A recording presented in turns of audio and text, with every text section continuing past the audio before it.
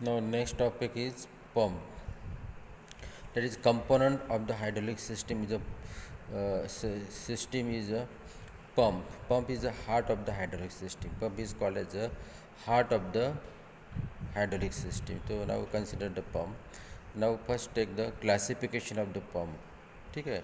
Now pump is of two types: positive displacement pump and non-positive displacement pump. Okay.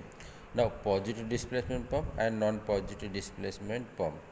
Now positive displacement pump is used in the hydraulic system.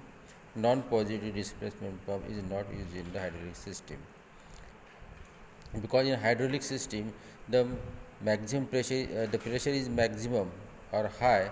So at maximum pressure or a high pressure, the non-positive displacement not work. For high pressure non-positive displacement not work, therefore this pump cannot be used in the hydraulic system. Okay, so positive displacement pump is two types: reciprocating pump and rotary pump, and non-positive displacement pump is centrifugal pump and axial pump. Okay, now positive, now in our syllabus positive displacement pump, the positive displacement pump is two types: reciprocating pump and rotary pump. Now this rotary pump is also divided. This rotary pump also divided as gear pump, van pump, gear pump, van pump. Now gear pump is external gear pump, internal gear pump, lobe pump, generated rotate pump or G-rotor pump, and screw pump. Then van pump is balanced fan pump and unbalanced fan pump. Two types: balanced and unbalanced. Now reciprocating pump, they have the following type: piston pump. Now piston pump is axial piston pump and radial piston pump. Axial piston pump has the again types: straight axis piston pump and bend axis piston pump. Radial piston pump is stationary cylinder type and rotary cylinder type. These are the classification about the pump. Pump are classified. Now difference between the positive displacement and non-positive displacement. Now in positive displacement pump, discharge remains constant with change in pressure. Means if the pressure is increases, discharge remains constant. Means at maximum pressure the discharge also constant. Means if the pressure increases, the discharge remains constant. But in non-positive displacement pump, when pressure can be increased, discharge get is reduced, and at maximum pressure, for maximum pressure discharge will be zero. Therefore this pump is not used for the hydraulic system.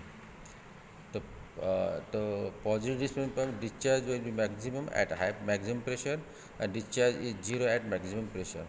Now here in this positive displacement pump, less discharge obtained at more pressure.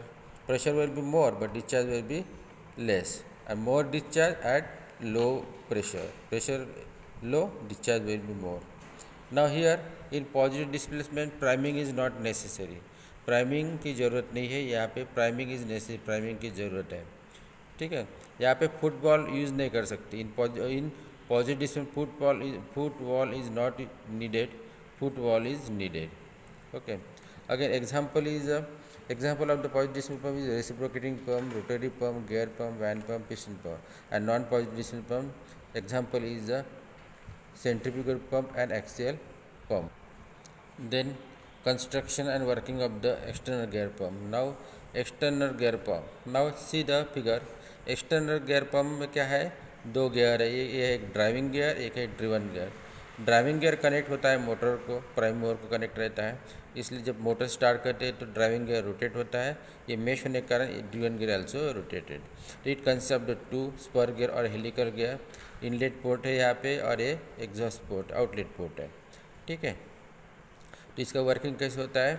तो when the motor is started, the driving gear is rotated. This gear is rotated. As this gear is rotated, the driven gear mesh with driving gear. Therefore, this driven gear is also rotated. When these two gear is rotated, the vacuum is created. Here the vacuum is created, and oil enter into the oil is entered to inlet ports. Now this oil is entered, and here this teeth are having the force exert on this oil, and this oil can be moved like this, in this way. In this oil can be moved, and finally exhaust. The oil can be moved in this way and exhaust to the accumulate to the actuator. ठीक है, इस प्रकार से oil pressure होता है. तो this in external gear pump में क्या होता है, ऑयल प्रेशराइज होता है by the action of the force. ठीक है, इस प्रकार से ये एक्सटर्नल गियर पंप है. External gear pump is use in the hydraulic system. ना सेकंड है इंटरनल गियर पंप. ना इंटरनल गियर पंप में क्या होता है कि ये जो है ये एक्सटर्नल गियर है, ये इंटरनल गियर है. अब इंटरनल गियर में इससे पहले अपन एक्सटर्नल गियर में क्या होता है, दोनों भी गियर जो एक्सटर्नल मेश रहते हैं, और यहाँ पे क्या होता है दो जो गियर है वो इंटरनल मेश रहते हैं. तो ये इंटरनल गियर है और एक्सटर्नल गियर है, तो ये इंटरनल मेश है, दोनों भी इंटरनल मेश है. ठीक है, तो ये जो पार्ट है ये जो पार्ट है इसको बोलते हैं, स्टेशनरी पार्ट को बोलते हैं क्रिसेंट. इसको बोलते हैं क्रिसेंट. ठीक है, ये है crescent. Now it consist of the two gear, both are mesh internally. This is the external gear, this are the internal gears. Okay, ये इनलेट पोर्ट है, आउटलेट पोर्ट है, केसिंग है. ठीक है, when the motor is started, the gear can be rotated. Therefore this gear is also rotated, mesh with each other. When both the gear are rotated, okay, the vacuum is created and oil enter to the inlet port, and this oil can be pressurized like this. This oil can be pressurized, move like this, in this way, and finally at outlet we get the pressurized oil. In this way oil can be pressurized. Okay, so this is the internal gear pump. Okay, in internal gear pump both the gear mesh with internally, then it is called as internal gear pump. बाद में उसके बाद में है lobe pump. ना lobe pump में क्या है, ये लोब पंप जैसे एक्सटर्नल गियर पंप था वैसा ही ये लोब पंप है. लोब पंप में दो लोब रहती है, एक रहेगा ड्राइवर लोब और एक रहेगा ड्रिवन लोब. ये इनलेट पोर्ट है, ये आउटलेट पोर्ट है. इसमें भी उसी प्रकार होता है. क्या होता है इसमें, एक motor started, the driver gear is rotated. ये रोटेट होने के बाद में ये जो गियर दूसरा इसमें मेश होने के कारण ये भी लोब जो है ये भी रोटेट होगा. तो दोनों भी लोब रोटेट हो गए.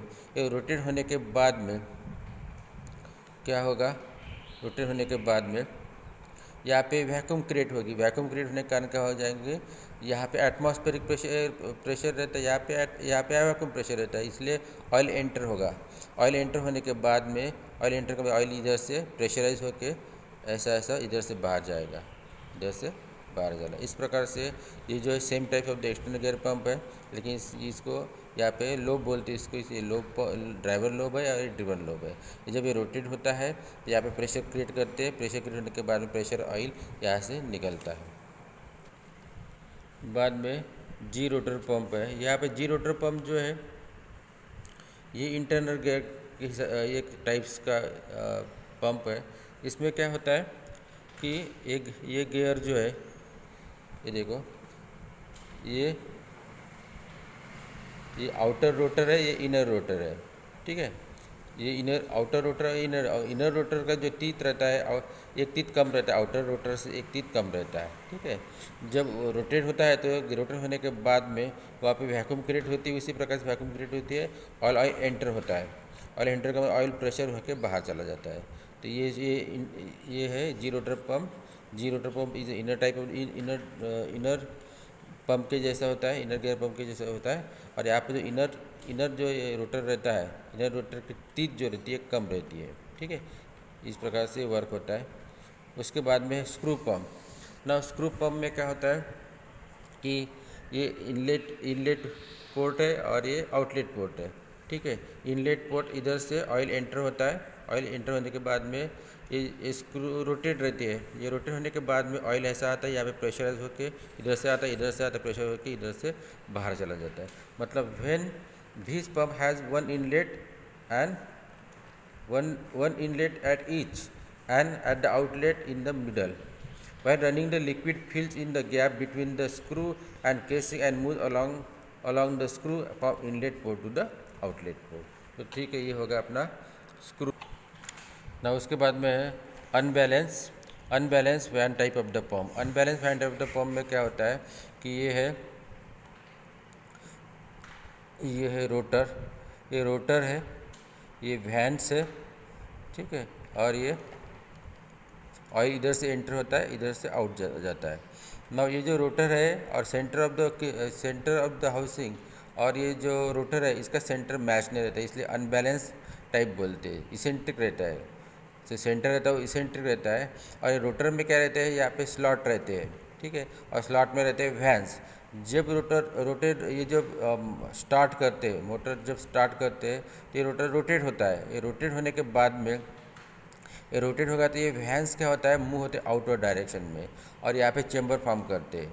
ये रोटेट होने के कारण भी यहाँ पे जो ऑयल ट्रैप रहता है वो ऑयल यहाँ से इस एरिया कम होने के कारण क्या होता है, ये ऑयल प्रेशर होकर बाहर चला जाता है। तो ये है unbalance type of the vane pump है। यहाँ पे वैन्स जो रहते हैं, ठीक है, तो ये स्लॉटेड में वैन्स रहते हैं। तो ऑयल जब एंटर होता है यहाँ पे क्या होता है, इस रोटेट होने के कारण ये वैन्स आउटवर्ड मूव होता है और वहाँ पे चेंबर फॉर्म करते हैं। और चेंबर का एरिया क्या होता है, ऐसा जाने के बाद में कम होता है एरिया, चेंबर का एरिया कम हो गया तो ये ऑयल जो अंदर रहता है ट्रैप वो प्रेशराइज होता है और प्रेशर ऑयल यहाँ से बाहर चला जाता है। ये हो गया अनबैलेंस फैन पंप। उसी प्रकार से बैलेंस फैन पंप है। दोनों में डिफरेंस क्या है, यहाँ पे अनबैलेंस में क्या रहता है, जो सेंटर रहता है वो इसेंट्रिक रहता है, यहाँ पे सेंटर जो रहता है कॉन्सेंट्रिक रहता है। उसी प्रकार से यहाँ पे भी क्या ऑयल आता है, आने के बाद में इधर से आता है, इधर से भी आता है, ऐसे आने के बाद में ये उसी प्रकार से आने के बाद में ये रोटेट होने के कारण क्या होता है, यहाँ पे ऑयल ट्रैप होता है वैन मूव होने के बाद में और ये ऑयल प्रेशराइज होके बाहर चला जाता है। मतलब दोनों में डिफरेंस क्या, ओनली यहाँ पे सेंटर से कॉन्सेंट्रिक रहता है, वहाँ पे इसेंट्रिक रहता है। ये दोनों में डिफरेंस।